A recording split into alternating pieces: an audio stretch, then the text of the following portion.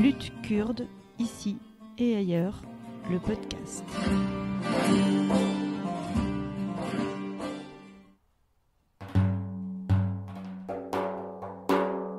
Bienvenue dans ce nouvel épisode du podcast Lutte kurde. Aujourd'hui, nous allons parler de genre et militantisme au Kurdistan d'Iran. Et pour ce faire, nous recevons Fatemeh Karimi. Bonjour. Bonjour. Donc, je vais déjà vous présenter. Donc, vous êtes kurde d'Iran. Vous êtes installé en France depuis 2013. Vous êtes titulaire d'un doctorat en sociologie de l'École des hautes études en sciences sociales, le HESS. Et vos recherches portent sur la violence faite aux femmes, les rapports sociaux de sexe et l'ethnicité. Vous avez déjà publié 2 livres en farsi sur les mutilations génitales féminines en 2010 et sur la polygamie en 2014 dans les régions kurdes d'Iran. Aujourd'hui, on vous reçoit pour votre ouvrage qui a été publié par l'Harmattan et qui s'intitule donc « Genre et militantisme au Kurdistan d'Iran, les femmes kurdes du Comala de 1979 à 1991 ». Est-ce que, pour commencer, vous pouvez déjà nous expliquer ce que c'est que le Comala ? Comala, c'était une organisation d'extrême gauche du Kurdistan d'Iran. Avant la révolution, c'était un petit groupe clandestin qui commençait leurs activités contre le régime de Pahlavi avant la révolution.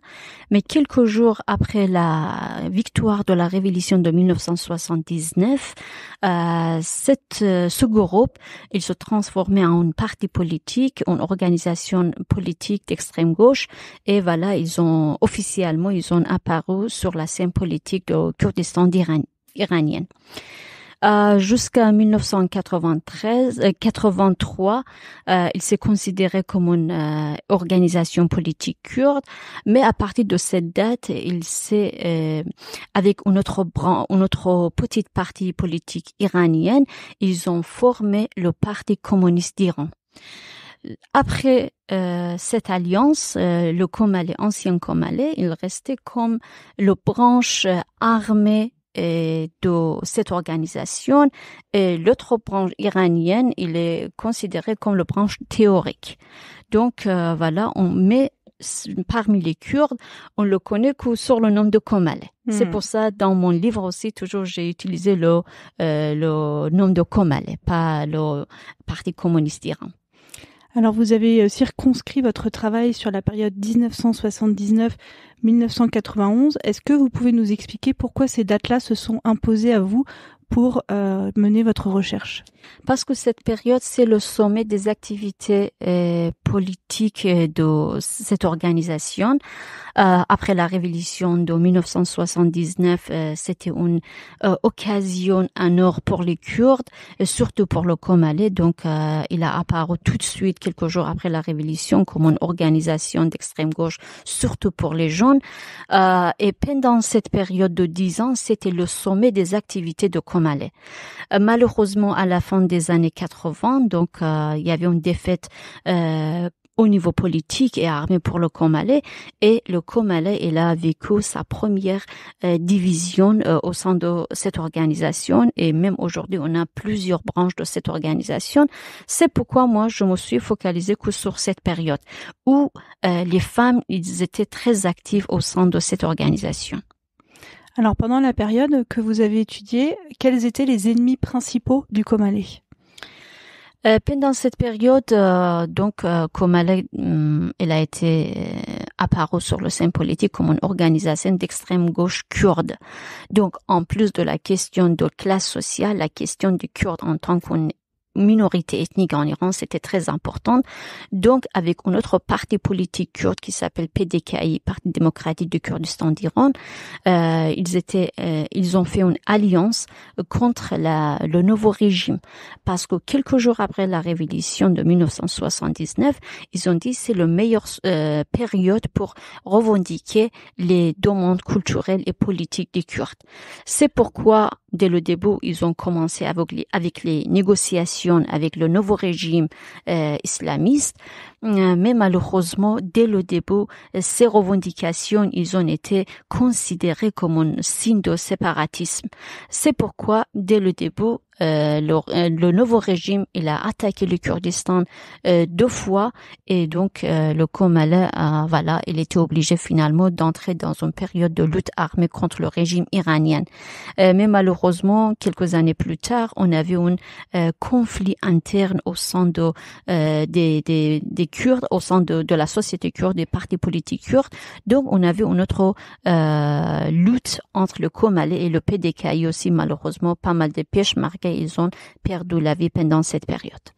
Alors c'est vrai que moi qui découvrais ce sujet, j'étais très étonnée de voir à quel point effectivement la guerre n'était pas juste contre les forces du régime, mais aussi en interne avec cette autre partie pro-kurde, et que finalement sur les dernières années du Komalé, il y avait quasiment autant de morts qui étaient dues aux affrontements avec le gouvernement que de morts dues aux affrontements avec le PDKI. Malheureusement, toujours on avait ce genre d'histoire, mais les Kurdes toujours, voilà, ils voulaient cacher ces histoires. Mais quand on parle sur la question des femmes, vraiment, moi je voulais savoir, juste moi aussi, comme on est Kurde d'Iran, j'avais entendu beaucoup de choses sur ces histoires, mais vraiment c'était très vague.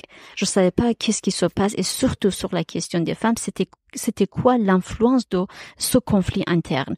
C'est pourquoi vraiment je voulais pas faire une censure ou cacher quelque chose. Ce que j'ai entendu, j'ai parlé dans ce livre. C'est pourquoi c'est très intéressant, et ça peut être un exemplaire pour les partis politiques kurdes pour parler de ces histoires, sinon on le répète toujours. Mmh. Alors, la présence des femmes, justement, dans ce parti reste assez méconnue. Vous utilisez le terme de double exclusion. Est-ce que vous pouvez nous expliquer cette invisibilisation dans la mémoire collective, à quoi elle est due? Moi, depuis 2004, je travaille sur la question des femmes kurdes en Iran. Et bien sûr, je connais l'histoire d'autres femmes kurdes au Kurdistan d'Irak, Kurdistan de Turquie, récemment au Kurdistan de Syrie. Ils ont bien médiatisé. Même si avant la question des femmes en Syrie, vraiment dès le début, moi j'ai entendu beaucoup sur par exemple, on avait 2 figures très importantes du Kurdistan irakien. Tout d'abord Leila Ghassem, qui a été exécutée par le régime basse en Irak, et après on avait une figure de femme Peshmerga qui s'appelait Margaret, même si elle n'était pas kurde, mais elle était considérée comme la première femme Peshmerga au Kurdistan d'Irak. Donc, on entendait beaucoup sur ces femmes, mais même si moi, je travaille sur la question des femmes kurdes en Iran, parce que moi, personnellement, je me suis focalisée sur les femmes kurdes en Iran, parce que vraiment assez marginalisé le Kurdistan d'Iran, et surtout sur la question des femmes. Même moi aussi, vraiment, j'avais rien entendu sur ces femmes. Même les femmes qui ont perdu la vie. Pour nous, dans la société kurde, parce que ça fait presque plus d'un siècle, on a plusieurs mouvements politiques. Toujours, on est en lutte contre les régimes iraniens, turcs, syriens, irakiens. C'est pourquoi les martyrs, les militants sont importants pour moi. Mais c'était bizarre pour moi, pourquoi on connaît même pas une femme qui ont tombé en martyr pendant cette période. C'est pourquoi, voilà, ces femmes-là, ils étaient marginalisées au sein de la société kurde, dans le mémoire collectif des Kurdes, dans les écrits de cette période. Par exemple, en 2019, on avait une théoricienne politique kurde qui s'appelle Abbas Wali. Il a publié un livre sur les mouvements révolutionnaires kurdes pendant les années 80. Et c'était le sommet de la participation politique des femmes kurdes, surtout au sein de Komalé. Et vraiment, moi, j'ai cherché partout. Juste une seule fois, il a parlé de la participation des femmes de Komalé. Pas plus. Donc, tout d'abord au sein de la société kurde, dans les écrits politiques de cette période, et d'autres choses si on regarde dans les recherches iraniennes. On a pas mal de recherches qui parlent sur la participation politique des femmes iraniennes pendant la révolution, après la révolution, pendant les années 80, mais aucun mot sur la participation politique des femmes kurdes. Dès qu'on parle des femmes kurdes en Iran, toujours ce qu'on voit, c'est plutôt on voit les femmes kurdes en tant que victimes de la violence.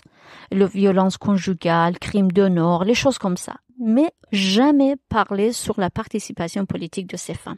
C'est pourquoi doublement ils étaient marginalisés et surtout au sein de leur organisation elle-même aussi. Par exemple, on entend beaucoup sur les hommes héros, martyrs, toujours ils sont vivants dans le mémoire collective des Kurdes, mais aucune femme. C'est pourquoi pour moi aussi c'était très intéressant de travailler sur cette participation parce que je me suis dit si par exemple ces femmes ils disparaissent, on perd le mémoire de cette période. C'est pourquoi il y avait beaucoup de difficultés, mais j'ai dit voilà, ça va le coup, je dois commencer à faire la recherche sur ce sujet. Et donc, double invisibilisation, puisque quand on parle des femmes en Iran, on parle uniquement des Iraniennes et pas des Kurdes. Et quand on parle des combattants kurdes, on parle uniquement des hommes et pas des femmes.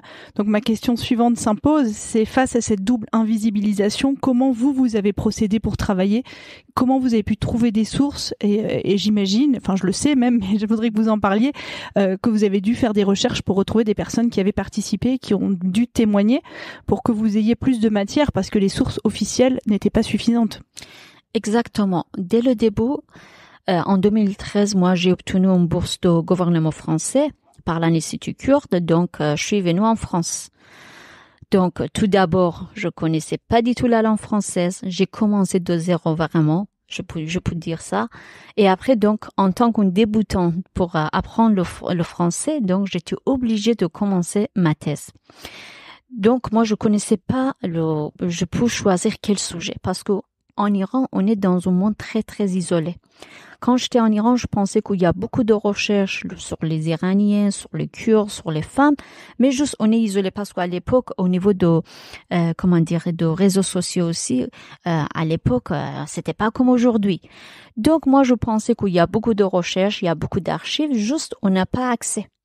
Donc, dès le début, j'ai dit, voilà, tout d'abord, je vais apprendre le français, comme le débutant, vraiment, passer composé, passer ça, voilà, les choses très présentes.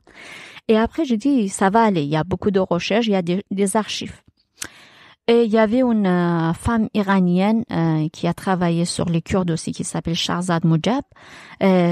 C'était une militante, une féministe marxiste iranienne. C'était elle qui m'a proposé de travailler sur ce sujet en disant que voilà, c'est un sujet inédit, il y a aucun travail, mais il y a des archives, vous pouvez travailler là-dessous. Donc moi, j'ai fait confiance à elle, je dis voilà, donc elle a dit il y a des recherches, il y a des sources, donc ça va, c'est pas très difficile. Mais malheureusement, parce qu'en Iran, je travaille sur la question de violence faite aux femmes. Ça n'a rien à voir avec la politique. Avec la langue française, j'étais obligée de changer mon domaine sur la politique, la participation politique des femmes kurdes. Donc, vraiment, ça m'a pris beaucoup de temps pour apprendre au niveau de théorie, pour définir le cas théorique, pour définir les questions et comment je dois trouver ces femmes et les archives. C'est pourquoi tout d'abord, j'ai commencé parce que j'étais en train de lire en farsi, en kurde. J'ai commencé à apprendre le français. J'ai commencé à lire en français aussi sur le domaine théorique parce que il y avait beaucoup de travail sur les femmes en Amérique latine, Algérie, partout. Donc, vraiment, si on effaçait le nom, moi, je pensais que je suis en train de lire sur les femmes kurdes parce qu'il y avait beaucoup d'expériences en commun. Mais malheureusement, quand j'ai commencé le source kurde, sur cette participation des archives, même au sein de cette organisation, j'ai rien trouvé. Et je suis allée à l'Institut kurde, j'ai contacté les anciennes militantes, les combattants, Peshmerga, mais ils ont dit c'était la guerre, on a tout laissé, et tout est dispersé, il n'y a rien de tout. Donc, la seule moyen pour moi, c'était faire l'entretien avec l'ancienne combattante, militante Peshmerga. Donc, j'ai trouvé une seule femme kurde de Komale à Paris. C'était mon premier entretien. Donc, je dis, voilà, comme ça, je vais contacter d'autres femmes en Suède, en Allemagne, parce que la plupart de les militants de cette organisation, à la fin des années 80, ils ont été exilés en Europe, surtout en Suède et en Allemagne. Donc, par mail, par téléphone, j'ai contacté plusieurs femmes. Au début, ils ont dit oui, d'accord, c'est pas, on peut parler ensemble, mais ils me connaissaient pas. Ils avaient raison aussi. Elles pensaient que voilà, je suis qui parce que moi, je fréquentais à l'époque, 2019, moi j'ai obtenu le statut de réfugié politique. Mais à l'époque, je fréquentais l'Iran. Donc pour elles aussi, c'était une grande question. Moi, je suis qui? Comment ils peuvent faire confiance en moi? Donc, pour plusieurs rendez-vous, je disais, voilà, demain, on peut parler en Skype, sur le Skype ou voilà, comme ça, mais ils annulaient. C'est pour ça que je me suis dit, c'est pas possible comme ça. Donc, j'ai commencé à trouver les moyens intermédiaires, les gens de confiance. Par exemple, en Suède, j'ai trouvé le frère d'une ancienne dirigeante de Komale, parce que dans le livre aussi, j'en ai parlé, Kak Fouad. Donc, c'est son frère qui a dit, voilà, tu peux venir chez nous. Et moi, à travers moi, je peux trouver des contacts pour toi. Comme ça, ils font confiance à lui. Et comme ça, moi aussi, finalement, je peux attirer leur confiance. Donc, j'ai voyagé en Suède en 2015. J'ai trouvé plusieurs femmes grâce à cette ancienne pêche-market de Komale. Donc, j'ai voyagé dans plusieurs villes. Et comme ça, finalement, j'ai réussi de faire 47 entretiens, plutôt avec les femmes, 37 femmes et 10 ans. C'est pourquoi, voilà, le base de cette recherche s'est focalisé sur les entretiens. Vraiment, j'ai rien trouvé au niveau d'archives. Alors, est-ce que vous pouvez nous expliquer pourquoi les femmes à l'époque décident de s'engager au sein du Komale et pas au sein du PDKI ou d'autres organisations politiques? Comment elles opèrent ce choix-là? La recherche que je fais pour la première partie, ça montre que les femmes, elles étaient doublement discriminées en tant que Kurdes, en tant que femmes. Déjà par les politiques du régime Pahlavi, au niveau économique, politique et culturel. Quand on parle sur l'oppression politique, toujours on dit voilà, il y a combien de morts, il y a combien de blessés, il y a combien de prisonniers politiques. Mais ça, c'est très masculin. Pour les femmes qui étaient, en tant que femmes aussi, ils étaient marginalisées au sein de la société kurde. Leur premier rôle, c'était le mariage en tant qu'épouse, en tant que mère. Comment ces femmes-là, ils pouvaient, par exemple, participer dans la politique, dans la révolution, pas dans la révolution, parce que pour nous, c'était une participation sans précédent. Même avant le femme de PKK, même c'était plus actif que le PKK à l'époque. Donc, par exemple, quand je parle de la oppression politique, je voulais pas parler d'une manière masculine. Voilà, il y avait des hommes qui ont été exécutés, les hommes en prison. Par exemple, j'ai parlé avec une femme villageoise, une femme ancienne pêche-market de Komale. Il avait un passé politique de sa famille, pas elle-même. Donc, elle a dit quand je me suis mariée avec un homme de notre ville de Kurdistan qui s'appelait Mahabad, en disant elle disait que la période, l'ambiance de peur de SAVAK, l'organisation de sécurité du régime de Pahlavi, c'était autant que j'avais peur de parler de mon mari, de mon passé politique, le passé politique de sa famille. Elle osait pas d'écouter le radio parce qu'elle pensait que son mari, il va lui dénoncer. Et c'est pareil pour son mari. Donc pour moi, c'était très intéressant de parler de ces histoires jamais parlé, jamais discuté. Il y a aussi une anecdote que vous racontez que moi j'ai trouvée très éloquente d'une femme qui perd une proche lors de son 5e accouchement. Et la famille de cette femme décédée en couche qui dit c'est la volonté de Dieu. Exactement. Et le médecin qui est politisé au Komale qui dit à cette femme mais pas du tout, c'est une question d'injustice sociale en fait. Exactement. Et c'est ça qui crée l'étincelle, cette phrase-là qui vient réveiller quelque chose chez cette femme et qui lui permet de se politiser. Et je trouve que ça montre bien comment les militants du Komale étaient présents sur le terrain auprès des populations pour venir expliquer, apporter de la théorie politique pour réussir à politiser les personnes, à prendre conscience des discriminations. Exactement. Donc voilà, il y avait plusieurs raisons. Donc avant la révolution, ça commence avec l'oppression politique, culturelle, économique. Après les femmes, par exemple, il y avait toujours on dit les femmes révolutionnaires, mais non, moi je voulais vraiment écouter tout le monde. Il y avait une femme en disant que non, c'était pas le choix de tout le monde, même si pour les femmes on poussait politique parce qu'ils étaient opprimés en tant que femmes au sein de la société kurde. C'est pourquoi il y avait certaines femmes qui disaient que voilà, on voulait sortir de la maison. Toujours on était confinés à la maison en tant qu'épouse, en tant que mère, mais cette histoire, la politique et la révolution, il a fourni une grande possibilité pour les femmes. Mais après la révolution, comment ils ont choisi Komale, ça c'est très intéressant parce que le Komale aussi, c'était pas non plus très très connu pour les militants. Il y avait une révolution, la politique, il est devenu tout. Tout le monde, il voulait participer dans une organisation politique. Quand j'ai parlé avec les femmes non kurdes de Komale, c'était intéressant en disant qu'on n'était pas comme les femmes kurdes, on était déjà politisées parce qu'on était attirants, tout ça. Et ça montre l'injustice, la marginalisation des femmes kurdes. Pour elles, par exemple, certaines femmes, elles pensaient que voilà, les femmes kurdes, ils n'étaient pas du tout politisées. Mais pour moi, quand j'ai entendu, ça explique exactement le cas des femmes kurdes à l'époque, parce qu'elles étaient complètement marginalisées. Mais leur choix, c'était pas du tout non politisé. Par exemple, je sais pas, vous avez lu dans une anecdote d'une femme en disant qu'au sein de la famille, il y avait une discussion sur plusieurs partis politiques. Son père, il était Parti démocratique du Kurdistan. Son premier frère, il était intéressé à un autre parti, organisation d'extrême gauche iranienne, le parti de Fadaïen de Peuple, mais son deuxième frère, il était intéressé au Komale. Et finalement, comment cette fille, il a compris que le Komale c'est mieux pour elle, parce qu'elle voulait participer dans un événement très important politique. Son père et son premier frère, ils étaient contre. Mais son deuxième frère, il a dit, vas-y, viens avec moi, on doit participer ensemble. C'est pourquoi il a dit, Komale pour elle, c'était, pour la plupart des femmes, c'était très inconnu, mais les femmes, ils entendaient certaines choses. Tout d'abord, par exemple, son frère, il était très pour l'égalité entre les droits des femmes et des hommes, donc il a dit, voilà, ce que Komale, il parle, parce que Komale, il avait aucun écrit sur l'égalité. Mais il a dit, si mon frère, il fait comme ça veut dire, voilà, c'est l'égalité, ce qu'il Komale, il insiste là-dessous. Donc, comment les femmes, ils ont connu le Komale? Par certaines figures très importantes de Komale, pour échapper la vie routine et voilà, toujours c'était la même chose entre la famille et s'ils avaient beaucoup de chance, juste entre l'école et la maison.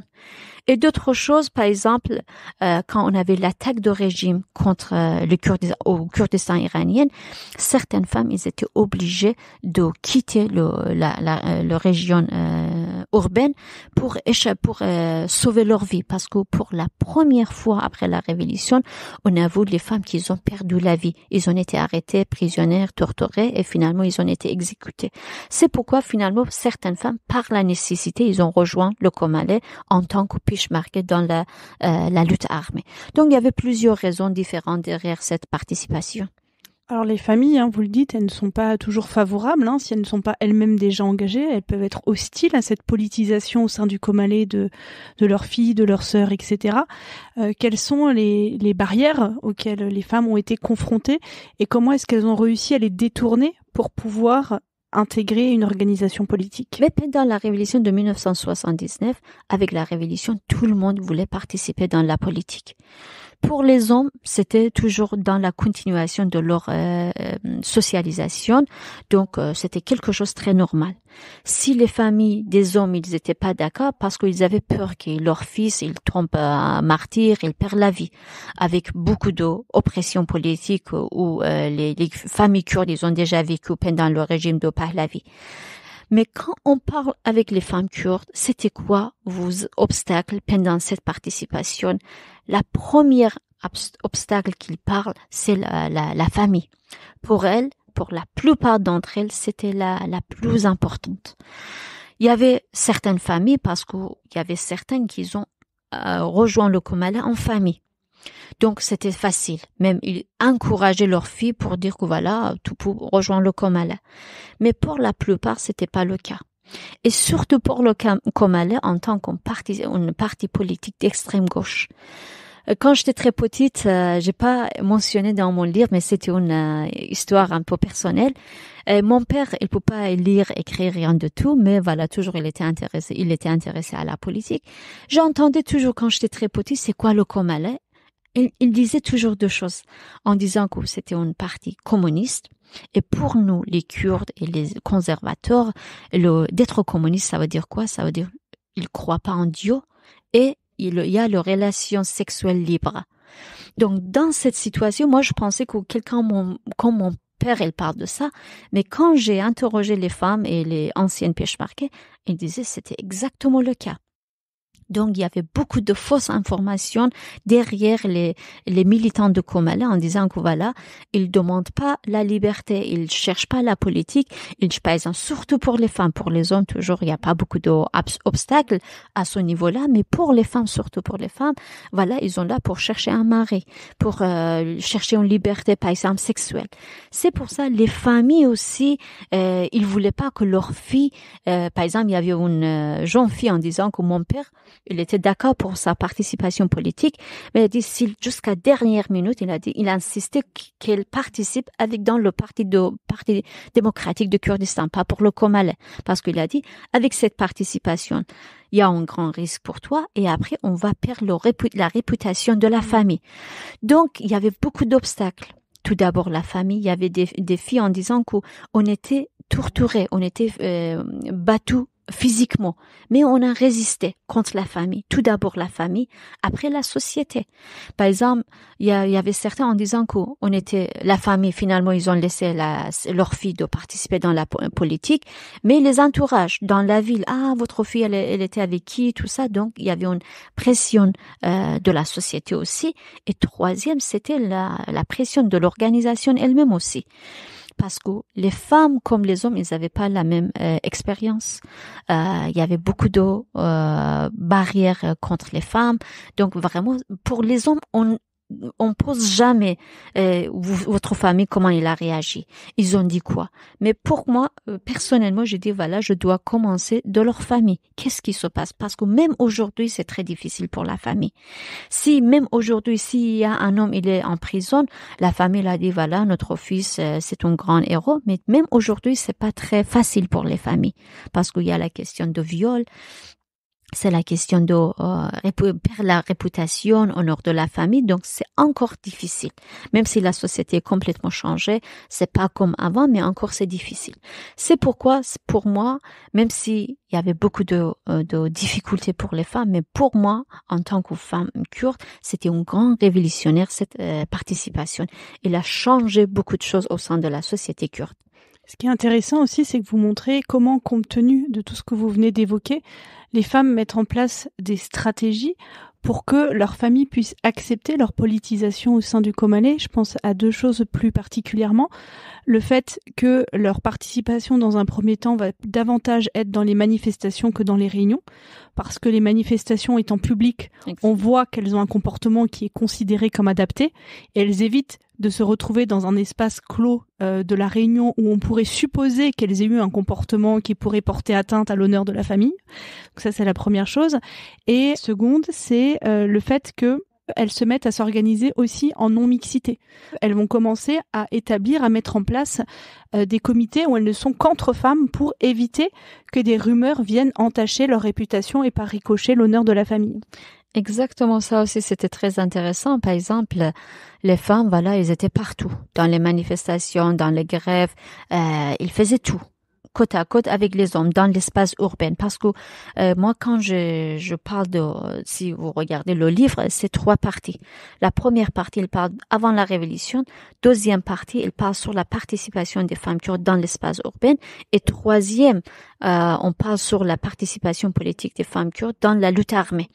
C'est pourquoi, pendant la deuxième partie, quand on parle sur leur participation dans l'espace urbain, ils font tout. Mais voilà, toujours on dit la révolution, la guerre, il change beaucoup. Il casse beaucoup de clichés contre les femmes, la division sexuelle entre le travail entre les hommes, les hommes, les femmes. Mais il casse pas tout. Il reste toujours pas. Il y a certaines choses qui sont difficiles à briser, à surmonter. Par exemple, surtout par exemple, comme vous avez dit, le réunion. Par exemple, il y avait des femmes des hommes très révolutionnaires, mais encore, il disait, voilà, on doit respecter parce qu'il y a certaines choses, on peut pas le faire. C'est pourquoi, petit et petit, il y avait des femmes, comme le cas d'Algérie. Après la révolution, les femmes, au fur et à mesure, ils ont retourné au sein de foyer. C'était exactement le cas en Iran, au Kurdistan. Après la révolution, voilà, Dans les manifs, c'est pas grave. Dans les grèves, c'est pas grave. Dans l'espace public, c'est pas grave. Mais dans la réunion, dans l'espace privé, semi-privé, vous n'avez pas le droit parce que ça va, avouer que on respecte pas le norme dominant de la société. C'est pourquoi les femmes, ils ont utilisé plusieurs moyens pour faciliter leur participation politique, comme institution démocratique des femmes non mixtes. Dans chaque ville où il y avait des possibilités, il y avait des femmes enseignantes, il y avait des élèves, donc ils ont créé leur propre institution démocratique. Ou par exemple contre la famille, par exemple, il y avait une fille en disant que même si j'étais battue par ma famille, mais je faisais toutes les tâches des ménagères, comme ça, finalement leurs parents ils disaient t'as tout fait, c'est pas grave, tu peux participer, mais la nuit tu dois retourner à la maison. Donc il y avait beaucoup de vraiment stratégies au sein de l'espace urbain pour un petit peu faciliter la participation politique des femmes kurdes.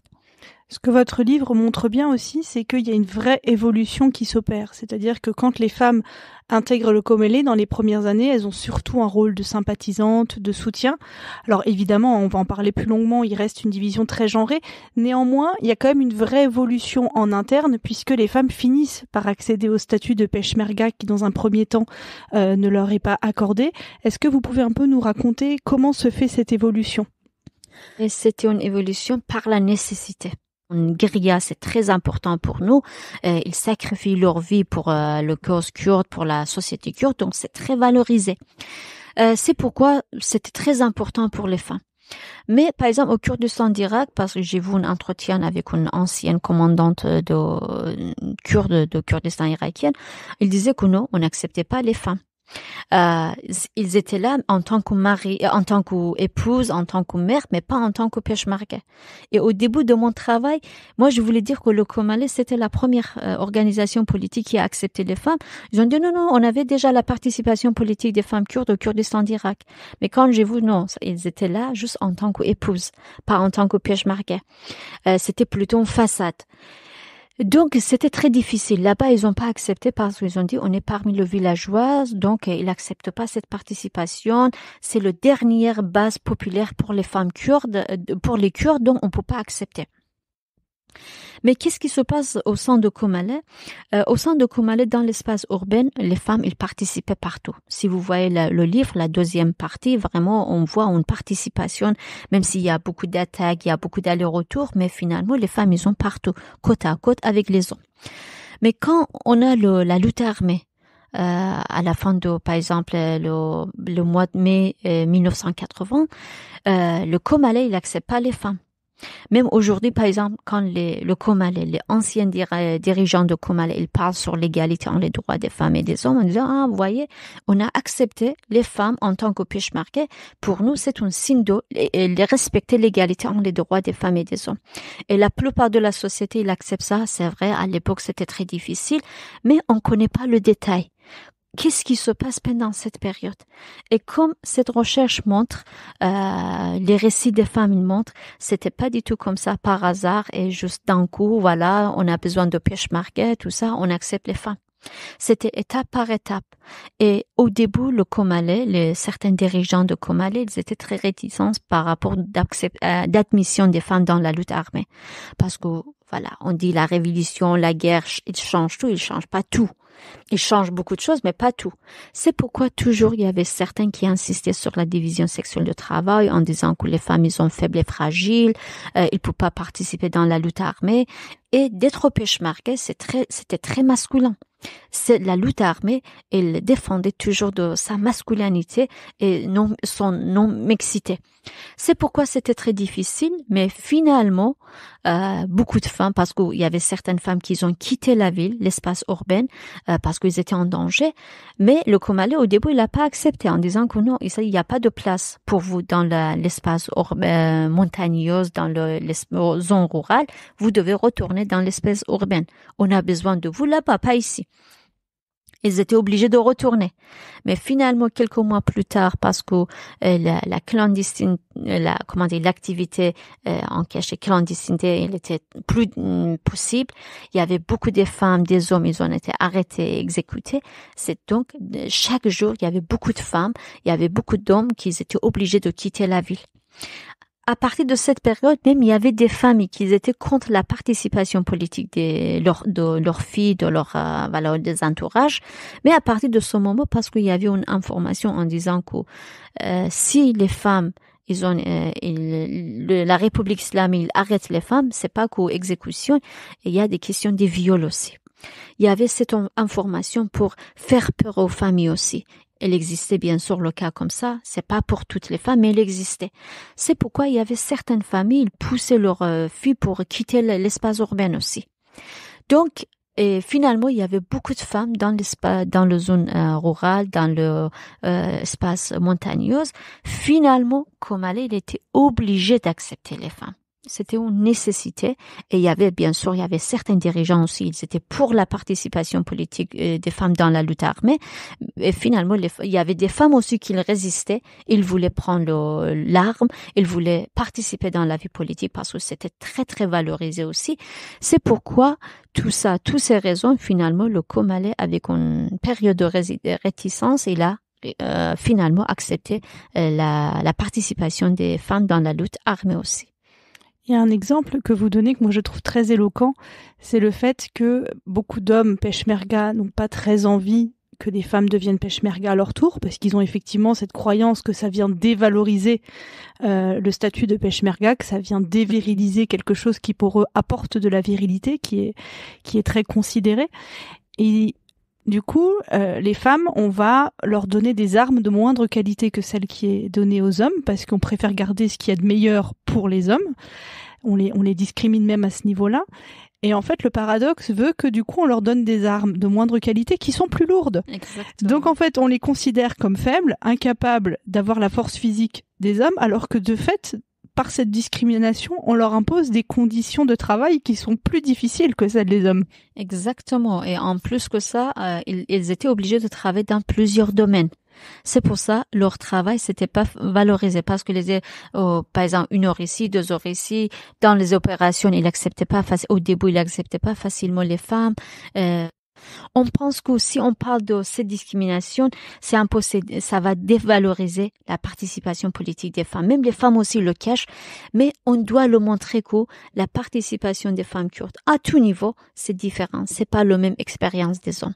C'est exactement dans le cas des femmes comalais, on montre ça aussi, à quel point, toujours on dit l'égalité, mais à quel point ces expériences étaient différentes.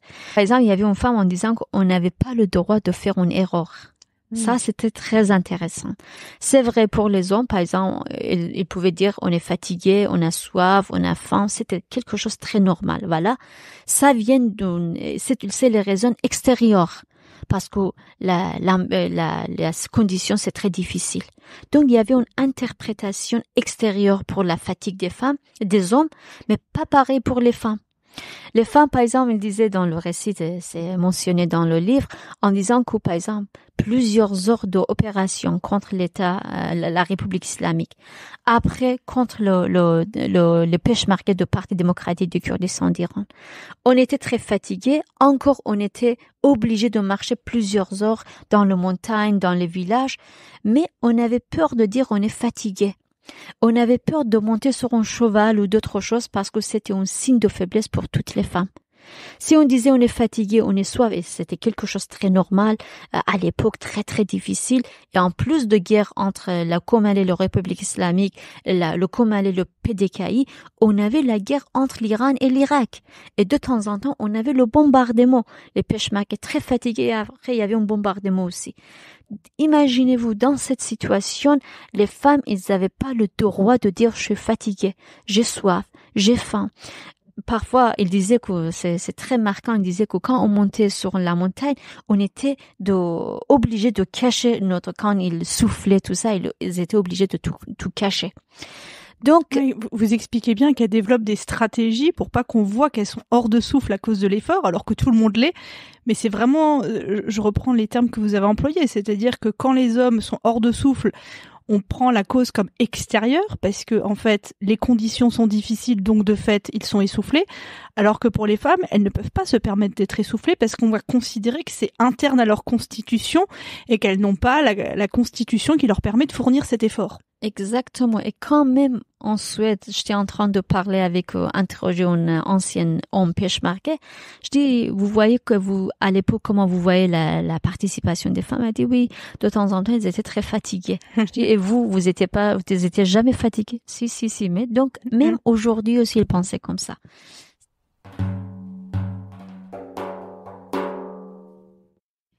Alors malheureusement, on va pas avoir le temps de tout développer parce que dans votre troisième partie, vous décrivez très bien comment le patriarcat se met en œuvre au sein même du Comalé, notamment par rapport à différentes thématiques qu'on a déjà abordées. Je vais un peu les citer, puis vous choisirez celles sur lesquelles vous avez envie de réagir.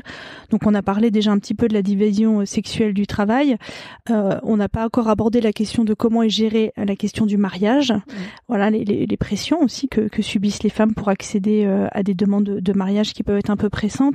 La place qu'on laisse aux enfants qui naissent de ces mariages et de toutes les conséquences que ça peut avoir.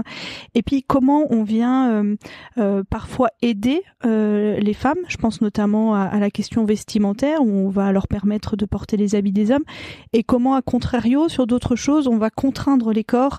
Je pense plus particulièrement aussi à des contraintes qu'elles s'imposent elles-mêmes, qu'elles ne souhaitent pas montrer qu'elles ont besoin d'aller se soulager, qu'elles vont se cacher très loin pour faire leurs besoins, qu'elles ne vont pas solliciter des protections périodiques à la planification générale qui vient livrer le matériel dont les combattantes et les combattants ont besoin.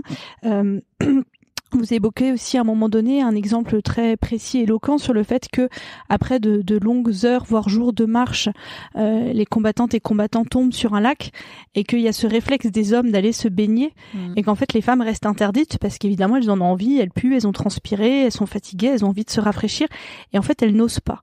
Et mais il y en a une qui ose.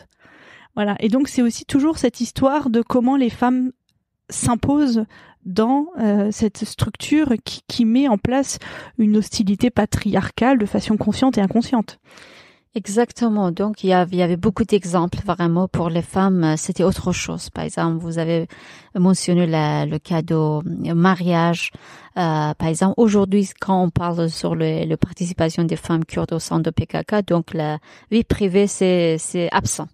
On n'a pas la vie privée, mais c'est intéressant au sein de Comalé, on a pour neutraliser les fausses informations sur les Comalais en disant qu'ils sont communistes, ils ne croient à rien de tout. Il y a une imposition de mariage, pas vraiment officiellement, mais par exemple les femmes, ils étaient déjà pas nombreuses par rapport des hommes, mais pour dire que voilà, on respecte les normes dominantes de la société pour neutraliser ce genre d'informations sur le Comalais. Donc il y avait une imposition de mariage. Les femmes, la plupart des femmes, je peux dire la majorité, ils se sont mariées pendant cette période. Vraiment, il y avait quelqu'un, il disait, pendant 3 jours, il avait 20 propositions de mariage. Donc, en lieu de dire que je suis une peshmerga, j'étais plutôt comme un objet sexuel pour mon mari avec quelqu'un, pour soulager un homme, pas moi-même. C'est pourquoi il y avait un soulagement après le mariage.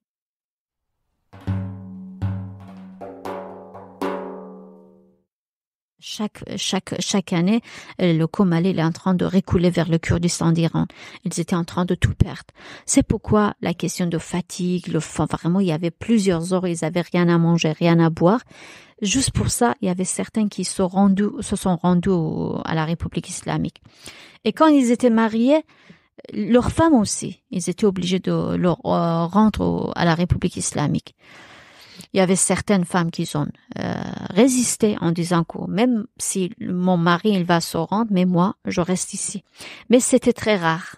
C'est pourquoi la question de la famille c'était très très important au sein de Comalé. Il y avait beaucoup de résistance, par exemple. Je disais par exemple s'il y avait de violences conjugales. Comme pourquoi est-ce que vous avez réagi ou pas? La plupart ils ont dit non. Pourquoi? Parce qu'ils ont dit on était dans une situation très très difficile. Chaque jour, on était en train d'écouter. Est-ce que notre mari il a été tué, notre frère, je sais pas, notre fils aussi même. Il y avait une femme, il a perdu son fils aussi.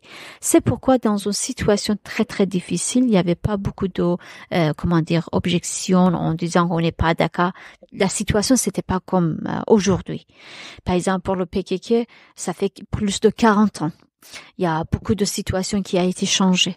Mais pour le Komale, il y avait pas beaucoup d'expérience, il y avait pas beaucoup de possibilités.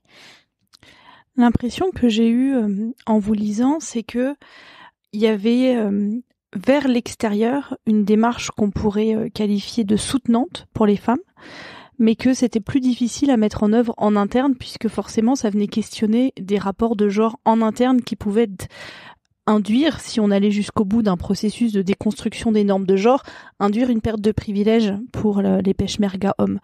Et du coup, l'impression que j'ai eue en vous lisant, c'est que finalement, le Komale était plus féministe vers l'extérieur qu'en interne. En interne, il y a tout ce que vous venez de décrire en termes de discrimination liée à la question du mariage, liée à la question de la division sexuelle du travail, etc.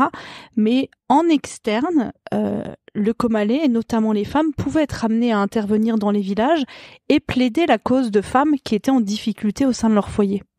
Exactement, c'est ça ce qu'on voit en lisant cette recherche.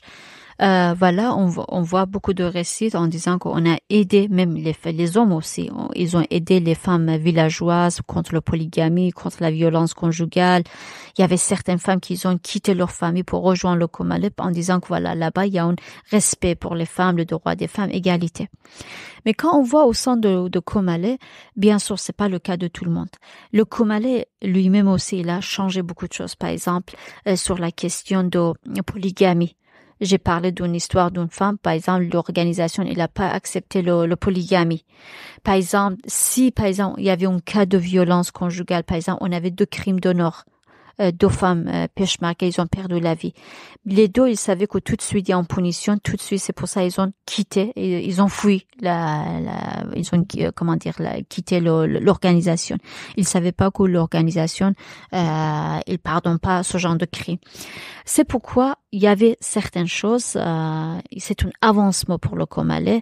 Par exemple, déjà après la discrimination contre les femmes, il a été diminué, par exemple, au fur et à mesure. Les femmes, ils étaient partout. Il y avait certaines femmes, ils ont devenu le commandant armé, politique à l'époque, même si c'était pour le petit groupe. Mais pour l'époque, c'était énorme. Mais Komale, il pouvait pas il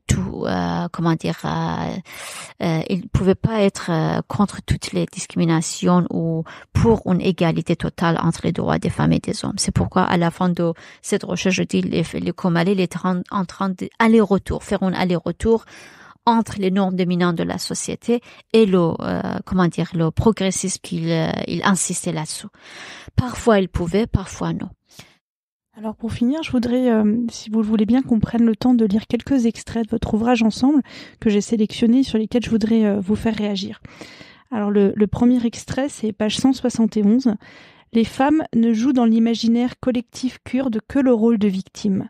Toujours en deuil ou en souffrance, ou de mères qui sacrifient leurs fils pour la cause kurde. Ce n'est qu'en prenant enfin les armes qu'elles finissent par bousculer cet imaginaire essentialiste. Les femmes peshmerga du Komale sont les actrices de ce changement. Exactement, voilà ce que ça mérite pour ces femmes. Même si il y avait une défaite pour le Komale, même pour les femmes aussi aujourd'hui exilées en Europe, ils ont un peu déçus sur ce qu'ils ont vécu et après voilà, ils se comparent avec les femmes de guérilla au Kurdistan de Syrie, ils sont bien médiatisés, ils sont considérés comme un héros, mais ils sont dans l'oubli. C'est pourquoi ils regrettent beaucoup. Mais pour moi, en tant que femme kurde d'Iran, ils ont fait beaucoup de choses pour la société. Si aujourd'hui je suis là pour parler des droits des femmes, moi, c'est l'héritage de leur militantisme, de leur activisme, de ce qu'ils ont vécu à l'époque. Aujourd'hui, on voit s'il y a une histoire. Aujourd'hui, par exemple, pour le morte étatique de Jina Amini au Kurdistan d'Iran, on avoue, par exemple, toujours les Iraniennes, ils voyaient les femmes kurdes en tant que victimes, très passives, toujours parce que dès qu'il y a une violence faite aux femmes kurdes, c'est très médiatisé en Iran. C'est une vision très raciste. Mais on voit jamais, par exemple, cette résistance. Mais cette résistance, cette participation, elle est toujours vivante. On voit, parce que même s'ils n'ont pas connu au public dans le mémoire collectif des Kurdes, mais ces dernières années, ils ont commencé, par exemple, même le Komalé aussi, maintenant il sait à l'époque, ils ont fait quelque chose de très important. La participation politique des femmes, c'était très important. On voit des vidéos, des images. Il y a d'anciennes peshmerga qui parlent avec leurs nièces, leurs neveux, tout ça. Donc, ils ont réussi un petit peu de transmettre cet héritage. C'est pourquoi on dit que la présence des femmes kurdes pendant le funérail de Jina Amini, c'était pas quelque chose par hasard. Il y avait un héritage, c'était le héritage de cette participation, et c'est les femmes kurdes, c'est pas que les victimes de violences. Ils sont en train de jouer leur rôle dans l'histoire, même s'ils sont dans l'oubli, mais toujours il y a une trace. On voit cette trace, et aujourd'hui, toujours elle existe parmi les Kurdes, dans la société kurde, surtout pour les femmes kurdes d'Iran. Alors le passage suivant, c'est un passage qui me tient particulièrement à cœur. Il est un peu long, mais il est important. Si le physique et la beauté des femmes étaient auparavant les seules sources d'inspiration des poètes, cela change après leur apparition dans la branche armée. Ils dressent le portrait élogieux des combattantes du Komalé en exaltant leur courage et leur force de caractère. L'un de ces poèmes témoigne de ce changement. Et donc vous citez un extrait de ce poème. Avant votre apparition, femme des tranchées, je n'avais Dieu que pour la beauté de vos colliers. Mes poèmes ne faisaient que décrire l'odeur de clous de girofle de votre peau et la poudre qui orne vos visages. Puis, soudain, vous êtes apparus, vous, femmes des tranchées, telles des étincelles de feu. À partir de ce jour, les femmes de mes poèmes apparaissent, fusil sur l'épaule. Exactement, c'est ça ce qu'on voit, toujours dans le folklore kurde, c'est la beauté des femmes kurdes, c'est très important. Mais aujourd'hui, en voyant les femmes guerrières de Kurdistan, de Rojava, de Bakur, on voit que, donc on avait une autre histoire. Petit à petit, et la société est en train de parler des femmes de Komalé. C'est pourquoi comme il montre dans ce poème, ces histoires, ça existe. Et aujourd'hui, ça a changé beaucoup de choses. Ça, c'est pas marqué à l'époque, ils ont changé parce qu'à l'époque, ce poète kurde aussi, il était en danger. C'est Şergo Bekas. C'est un poète très, très connu dans la société kurde. Donc, c'est lui qui a composé cette chanson pour les femmes kurdes. C'est pourquoi, pour moi, c'était un grand changement au sein de la société kurde, même dans le poème, dans le récit, et c'est pourquoi je dis, il faut parler de cette histoire. Sinon, vraiment, on perdait une mémoire héroïque des femmes kurdes, et c'était un grand dommage. C'est pourquoi moi je dis, avant la disparition des femmes, on doit écrire cette histoire. Alors, une pensée patriarcale, ils ont marginalisé les femmes kurdes. C'est pourquoi l'histoire, on peut cacher, mais on peut pas le cacher pour toujours. Elle est en train d'émerger au sein de la société kurde, et c'est important.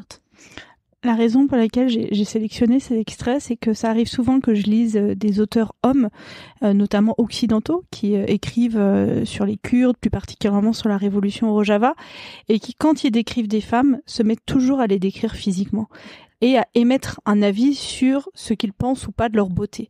Et moi, j'ai un peu l'impression que quand ils écrivent ainsi, ils passent à côté d'un message essentiel de la pensée kurde, c'est que les femmes sont des combattantes. Et les ramener toujours à leur beauté, à leur physique, c'est passer vraiment à côté d'un des messages les plus importants de la révolution kurde. Et j'ai trouvé du coup cet extrait très éloquent parce que il montre bien que l'engagement des femmes, c'est aussi une façon d'inviter les hommes à changer leur regard, à cesser de voir les femmes uniquement comme un objet de désir et à enfin les considérer comme des camarades. Exactement. Pendant la période au Kurdistan de Rojava, on voyait dans les médias occidentaux vraiment les femmes très belles, voilà, comme ça. Donc toujours, ils pouvaient pas séparer cette image comme femme qu'il est en train de changer quelque chose au sein de sa société. Contre Daesh, contre une force très, très réactionniste. Mais toujours, ils se focalisaient sur les femmes, belles femmes, tout ça. Alors l'extrait suivant, il est très court et je vais vous expliquer pourquoi je l'ai choisi. Donc c'est une femme qui témoigne. Chaque signe de ma faiblesse pouvait être considéré comme le signe de la faiblesse de toutes les femmes. On a évoqué ensemble le fait que les femmes cachent leurs difficultés parce qu'elles ont peur d'être stigmatisées à titre personnel. Mais ce que dit cet extrait-là, et c'est quelque chose qu'on connaît en tant que femme féministe, c'est le fait que, en tant que femme, quand quelqu'un nous juge à travers nous, comme on est un groupe essentialisé, il juge l'ensemble des femmes. Et donc, du fait de la discrimination qu'on subit, on a une obligation d'exemplarité, parce que si nous on est jugés, on sait qu'à travers nous, l'ensemble des femmes vont être jugées. Et donc, ça met une pression sur les épaules des femmes qui est une pression quasi intenable. Exactement. Et imaginez-vous, il y avait beaucoup de femmes qui étaient enceintes. Plusieurs mois, jusqu'à dernier mois de grossesse, ils étaient obligés de cacher leur grossesse parce que voilà, il y avait des gens qui tombaient martyrs, et les gens qui perdaient la vie, donc ils tombaient enceintes. Donc, même pendant cette période, ils étaient obligés de tout cacher. C'est pourquoi, imaginez-vous à quel point ils étaient sous la pression et une petite erreur, une petite signe de fatigue des femmes, comment il a été interprété et généralisé pour d'autres femmes. L'extrait suivant, c'est une thématique qu'on a déjà un peu abordée par rapport à la question des violences domestiques. Une femme peshmerga battue ou martyrisée dans son couple peut être considérée comme une ratée, une bonne à rien, incapable de s'affirmer. Les femmes qui réussissent, dans la douleur, à casser leur image de faibles femmes en prenant les armes, ne veulent pas revenir à l'époque où elles étaient considérées comme des personnes faibles, peureuses et en détresse. Elles préfèrent taire ce qu'elles subissent afin de préserver leur image de révolutionnaires prêtes à tout pour aider les autres. Et je trouve que cet extrait montre bien à quel point pour les femmes, dire ce qu'on subit et du coup dire le statut de victime, en fait, c'est impossible parce que ça revient à reprojeter sur ces femmes une catégorie dont elles essaient de sortir. Et quelque part, du coup, ça vient renforcer la loi du silence. Exactement, c'est ça. C'est pourquoi la plupart des femmes, ils voulaient pas casser cette image. Même s'ils savaient que leur situation, il y a beaucoup de violences conjugales, mais ils se taisaient pour dire que voilà, sinon on va casser l'image de femmes en tant que héros, en tant qu'une combattante, en tant qu'une peshmerga. C'est pourquoi voilà, il y avait une pression double sur les femmes et c'est pour ça la plupart, ils réagissaient pas contre la violence. Alors on va finir avec une toute dernière citation d'une femme que vous avez interrogée qui s'appelle Asrin et qui dit « Toutes ces années où les femmes ont lutté sur la scène politique ont finalement donné des résultats. Pas forcément des résultats politiques ou sociaux, mais plutôt individuels.